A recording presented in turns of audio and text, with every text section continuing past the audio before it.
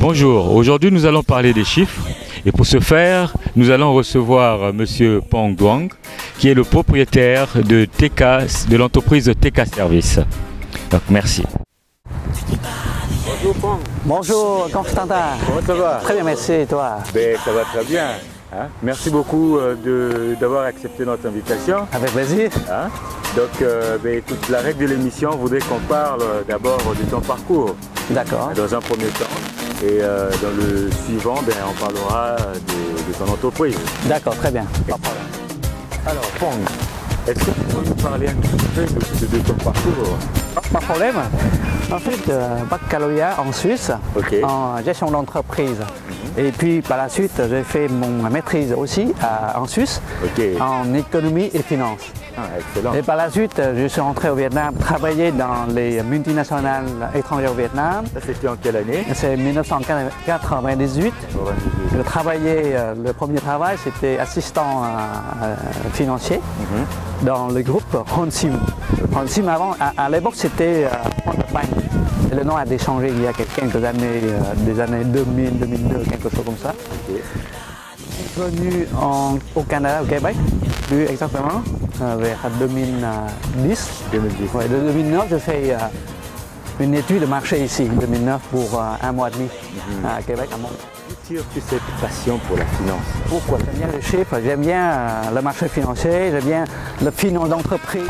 Depuis longtemps, depuis quand j'étais jeune enseignant à l'université. Parce que tu enseignes aussi? Enseignant aussi à l'université économique de Sayon. C'est la passion. J'aime bien les chiffres, j'aime bien l'activité de la... En fait, la finance, tu sais, il y a deux types, la finance d'entreprise et puis marché financier. Donc, finance d'entreprise, c'est aspect microéconomie, c'est-à-dire tu travailles sur la finance dans l'entreprise, sur la comptabilité, sur la trésorerie, etc. ou bien sur la projection financière de l'entreprise, la vie, la santé financière de l'entreprise, etc. Ça, c'est finance d'entreprise. Et deuxième type, c'est marché financier. C'est par exemple marché boursier, des indices boursiers, etc. Tu vois tous les jours là, si c'est fluctue au bas, etc. Ou bien taux de change. C'est ça c'est marché financier. Donc moi, j'ai travaillé sur la finance d'entreprise. C'est-à-dire, j'aime bien occuper des chiffres pour la société, pour l'entreprise, pour la boîte, plutôt que sur le marché. C'est ça. C'est par choix personnel? Oh oui, moi j'aime bien le chiffre, même quand j'étais à l'université. J'aime bien déjà les chiffres. J'ai fait des études en sciences économiques. J'aime bien les chiffres, j'aime bien la finance. Ça c'est depuis longtemps là, je sais pas quoi, mais c'est pourquoi moi j'aimerais continuer dans ce secteur-là. Excellent.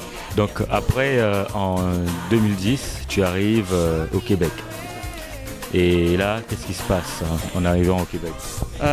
Comme j'ai parlé tout à l'heure, en fait, je suis venu ici première fois un mois et demi pour étudier ce qui est faisable pour moi dans ce cas où si je m'installe ici avec ma famille en 2010. Donc, c'était un mois et demi en septembre ou septembre 2009, j'ai fait un tour ici. Je lis sur Internet, j'ai lu sur les documents ici aussi, je vois plus de 80% des entreprises au Québec, ou bien même à Montréal, c'est des PME, tu vois. Une aubaine. C'est ça, aubaine, c'est ça, beaucoup. Et puis je fais un tour sur les différentes communautés ici. La première communauté que j'ai rencontrée, parler un peu, c'est notre communauté vietnamienne. Je vois il y a beaucoup de restauration, de salons de beauté, beaucoup de choses, de petits commerces des Vietnamiens ici, ça fait longtemps. Et puis j'ai regardé aussi les autres communautés comme les gens provenant d'Algérie, Maroc, etc. Pour eux, il y a beaucoup de garderies, tu vois, et puis des bâtisseries, etc. Donc moi, je pense qu'il y a une opportunité pour moi de monter un service comptabilité d'impôts, etc. Avec ma communauté, avec les communautés arabes, ou bien en général, c'est quoi? Avec des gens qui ont des petits commerces Parce que imagine 80% des entreprises PME, donc ça c'est un marché énorme. Tu vois? Donc moi j'ai pensé déjà à un moment-là, c'est 2009. Et à mon retour au Vietnam pour 9 mois plus tard, c'est-à-dire j'ai préparé pour 9 mois là avant de venir ici. J'ai étudié sur l'internet parce que ici le truc, je pense, ça c'est formidable, c'est quoi? Toutes les informations, tu peux regarder sur le site web, sur cet site internet, très facile. Donc, et quand je m'installe ici, fin mois de mai 2010, je commençais d'étudier encore ici, sur place. Jusqu'au mois d'octobre, j'ai créé mon entreprise. C'est excellent. Oui, mais pas encore activé, parce que juste créer seulement. J'ai besoin d'étudier encore une fois.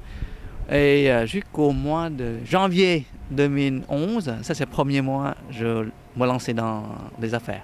Excellent, excellent. Mais quelles sont les difficultés que tu as rencontrées durant tout ce parcours-là?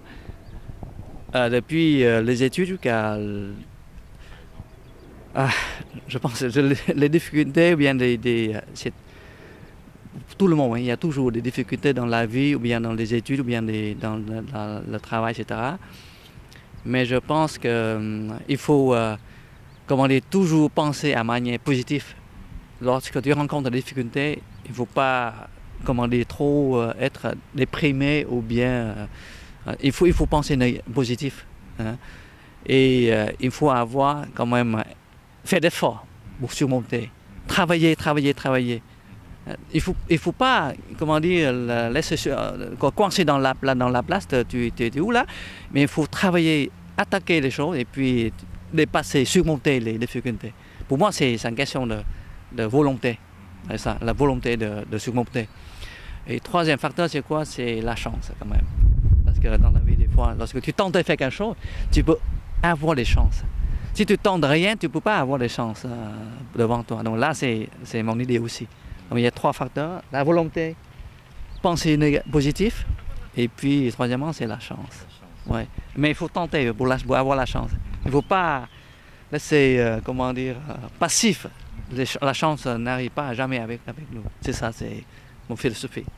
Autrement dit, qui ne risque rien n'a rien. Oh, ça, certainement. Et à l'époque, on est encore jeune aussi. Il faut avoir une vision assez long terme pour nous. Et puis là, avec ça, tu vois, déjà, il faut arriver au but. Donc ça te donne la force pour travailler, pour surmonter la difficulté. Excellent. Et maintenant, pour ce qui est de l'étude de marché en tant que tel, est-ce qu'il y a eu des obstacles? Est-ce qu'il y a eu des moments où tu t'es dit, mais là, franchement... Marché, tu veux dire?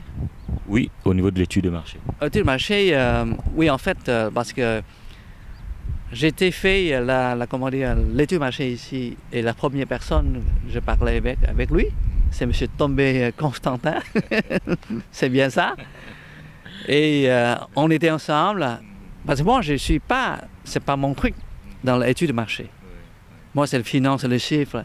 Je peux m'en occuper la partie projection financière dans le plan d'affaires, mais je ne peux pas faire étude de marché. Grâce à toi, là, franchement, tu m'as donné beaucoup de notions, beaucoup de trucs, de méthodes pour faire des études de marché. Après ça, je vois beaucoup de choses différemment. Lorsque 2009, regarder le marché là, c'est quelque chose de très direct. Mais avec tes concepts ou bien tes conseils, moi je vois plus large. La vision maintenant, c'est pas seulement les trucs directs, mais des choses cachées derrière les trucs directs là. Et si on sait comment exploiter les choses cachées là, c'est-à-dire qu'on arrive facilement à obtenir le bon résultat. Quand même, merci. Je prends cette opportunité pour remercier encore une fois Constantin, c'est toi qui m'a donné beaucoup de choses. Merci beaucoup, Pang. Ça me va droit au cœur. Avec plaisir. Oui. Mais là, finalement, ce qu'on va faire, parce que tu as parlé de résultats, donc on va maintenant se rendre, avec ta permission, à ton bureau. D'accord, ouais. Et là, on va enchaîner avec la deuxième partie. Ok, très bien, merci. Mais de rien.